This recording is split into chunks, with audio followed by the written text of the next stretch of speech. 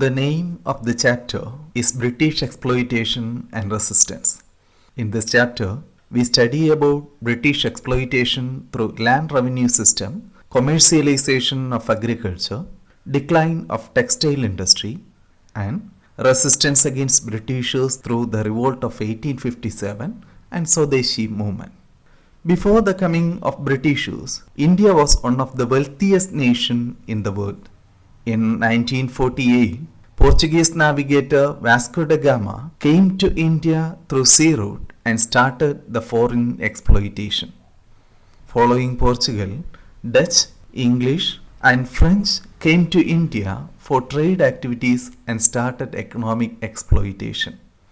Among them, Britain captured the political domination of more than 90% of the regions of India within the period from 1757 to 1857. That means from the Battle of Plassey to the First War of India's independence. ഇന്ത്യയിൽ കച്ചവടത്തിനായി എത്തി ആധിപത്യം നേടിയ 4 European Nations ആണ് Portugal, England, Dutch, France എന്നിവ. ഇതിൽ ഇന്ത്യയിൽ ഏകദേശം 90% ഭാഗത്തും ഡോമിനേഷൻ നേടിയിരുന്നത് ഇംഗ്ലണ്ട് അഥവാ ബ്രിട്ടൻ ആയിരുന്നു. Around 63% of the regions in Indian subcontinent had come under the direct control of the British. The rest of the regions were ruled by the native kings who had been subjugated to the British. The British India extended over almost present-day India, Pakistan, Bangladesh, except the regions of Goa and Pondicherry. For the establishment of British rule in India, they adopted different strategies like subsidiary alliance system, doctrine of lapse, etc. British rule in India created so many challenges in the life of Indians. Farmers were one of the immediate victims of the British rule.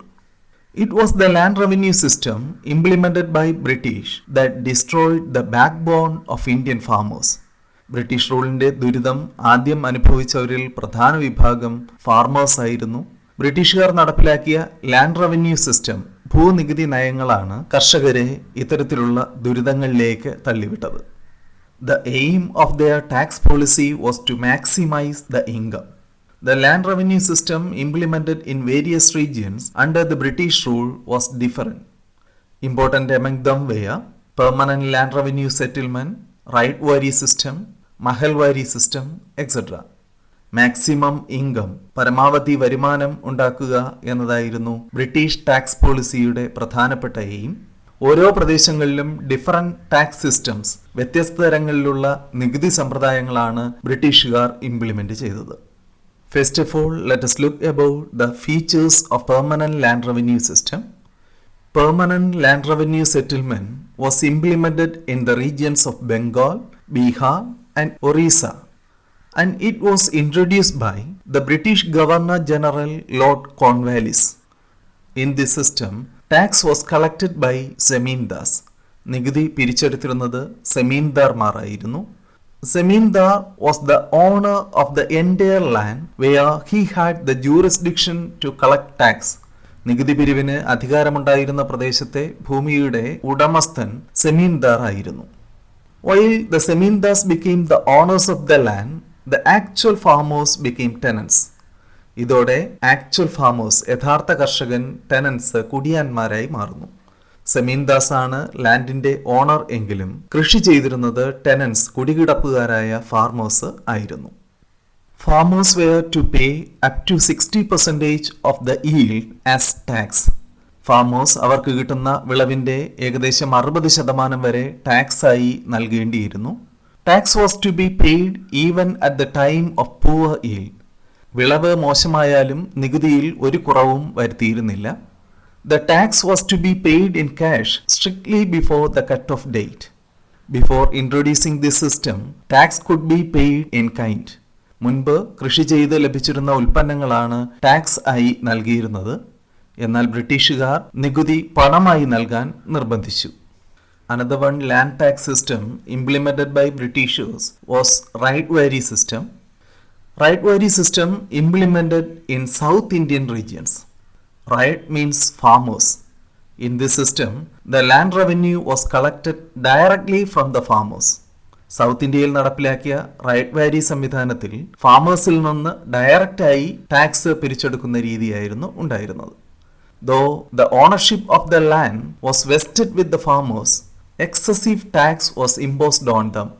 Furthermore, the tax rates were frequently increased.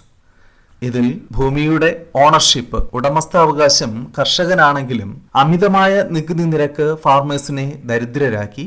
അതോടൊപ്പം തന്നെ നികുതി നിരക്ക് ഇടയ്ക്കിടെ ബ്രിട്ടീഷുകാർ വർദ്ധിപ്പിക്കുകയും ചെയ്തു. Then another one example is Mahalwari system. Mahalwari system implemented in northwestern regions of India. The term Mahal means village. In Mahalwari system, the village headman was assigned the responsibility to collect tax. The tax rate was excessive in this system too. ഇന്ത്യയുടെ വടക്ക് പടിഞ്ഞാറൻ മേഖലയിലാണ് മഹൽവാരി സമ്പ്രദായം നടപ്പിലാക്കിയത്. മഹൽവാരി സമ്പ്രദായത്തിൽ ഗ്രാമത്തലവന്മാരായിരുന്നു നികുതി പിരിച്ചെടുത്തിരുന്നത്. ഈ വ്യവസ്ഥയിലും നികുതി നിരക്ക് അമിതമായിരുന്നു. The entire village or mahal was considered as a single unit for tax collection. ഒരു ഗ്രാമത്തെ ഒരൊറ്റ യൂണിറ്റായി കണക്കാക്കിയായിരുന്നു നികുതി പിരിച്ചെടുത്തിരുന്നത്. The land revenue policies implemented by the British affected the agriculture system in India. When the farmers were unable to pay tax in the form of money before the deadline, they had to take loan from the moneylenders at a high rate of interest. ബ്രിട്ടീഷുകാർ നടപ്പിലാക്കിയ ഉയർന്ന നികുതി നിരക്ക് നിശ്ചിത ഡേറ്റിനുള്ളിൽ പണമായി നൽകാൻ സാധിക്കാതെ വന്നപ്പോൾ ഫാർമേഴ്സ്, മണി ലെൻഡേഴ്സ്, കൊള്ളപ്പലിശക്കാരിൽ നിന്ന് പണം കടം വാങ്ങാൻ തുടങ്ങി. The loans were obtained by mortgaging agricultural land. The agricultural land of the farmers who could not pay back the loan and interest was seized by the money lenders. Agricultural land, അതായത് കൃഷിയിടം പണയപ്പെടുത്തിയാണ് farmers കടം വാങ്ങിയിരുന്നത്. ഇതിന് ഉയർന്ന പലിശ ഈടാക്കിയിരുന്നു. അങ്ങനെ കടവും പലിശയും അടയ്ക്കാൻ കഴിയാതെ വന്ന ഫാർമേഴ്സിന്റെ ഭൂമി മണി ലെൻഡേഴ്സ്, അതായത് കൊള്ളപ്പലിശക്കാർ കൈയടക്കുകയും ചെയ്തു.